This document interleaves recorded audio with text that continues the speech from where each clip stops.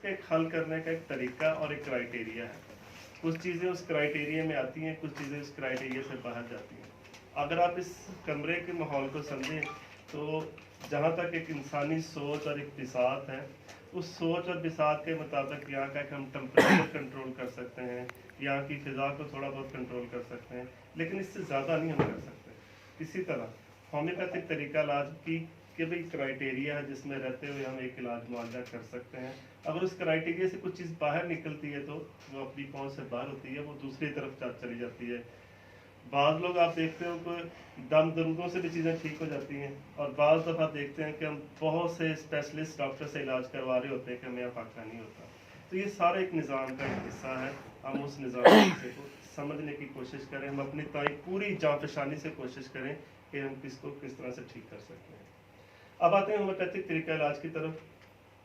Homeopathic तरीका इलाज में इसके चंद बुनियादी टूल्स हैं। अगर वो टूल्स हमारे जहन में होंगे तो यकीनी तौर पर हम एक अच्छे मौलवी जो है वो बन सकते हैं। सबसे पहले इसका फ़लसफ़ा है। फ़लसफ़ा होम्योपैथिक का जिसकी बुनियाद ऑर्गेन ऑफ मेडिसिन लिखी गई है। इसमें डॉक्टर सैमुअल हानेमन ने 6 एडिशन लिखे हैं अपने कानूनी होम्योपैथी की किताब, और 6 एडिशन अपने अपने वक्त के हिसाब से राइज रहे हैं और उसके मुताबिक लोग प्रैक्टिस करते रहे हैं। अभी जो इस पर कारबंद हैं या जो पाकिस्तान में या जो बरसगीर में तरीका इलाज जारी सारी है, वो 6ठा एडिशन है ऑर्गेन ऑफ मेडिसिन का, जिसके मुताबिक हम प्रैक्टिस करते हैं। उसमें 291 कवानीन हैं, जिस कवानीन को हम मद्देनज़र रखते हुए उसको फॉलो करते हुए हम प्रैक्टिस करते हैं। तो उसका मैं एक कवानीन का पहला जो उसकी शेक है वो आपके सामने रखूँगा, तो उसमें काफ़ी सारी चीज़ें आपके सामने वजाहत हो जाएंगी। सबसे पहला कानून जो है वो डॉक्टर सैमुअल हानेमन ने लिखा है कि एक मौलज का पहला और बुनियादी फ़र्ज़ ये होना चाहिए कि वो बीमार दुखी इंसानियत की खिदमत के लिए ख़ुद को दिलो जान से वक्फ कर दे। जब आप इलाज मुआवजे को किसी के लिए दिलो जान से करेंगे, मरीज़ को अपनी दिलो जान से अपनी जाफशानी से करेंगे, तो यकीनी तौर पर शिफा जो है वो आपके कदम चूमेगी। जब आप सरसरी किसी को देखेंगे तो वो शफा नहीं होती, वो शफा की तरफ आप उस पेशेंट को नहीं ले जा सकते। ये डॉक्टर सैमुअल हानेमन ने पहला कवानीन जो है वो यही वाज़े किया है कि आप किसी भी मरीज़ को देखें, उसको पूरी जाफशानी से देखें, पूरी मेहनत से देखें। अगर आप पूरी मेहनत से किसी पेशेंट को देखेंगे तो यकीनी तौर पर उसमें शिफा भी होगी। हमारे एक उस्ताद थे, अल्लाह ताला उनको गरीब के रहमत करे, कोरोना में उनकी डेथ हो गई। डॉक्टर सरवर साहब बहावलपुर से उनका तल्लक था। बड़े खूबसूरत अल्फाज में कहते थे कि होम्योपैथी जो है वो साइंस भी है और आर्ट भी है। साइंस जो है जाहिर बात है पढ़ने से आती है, और आर्ट जो है वो सीखने से आता है। और होम्योपैथी को जितना भी आप अडॉप्ट करते जाएंगे, जितनी उसकी डेप्थ में जाते जाएंगे, वो आप पे उतना ही आप पे इल्म जो है अपना निछावर करती जाएगी।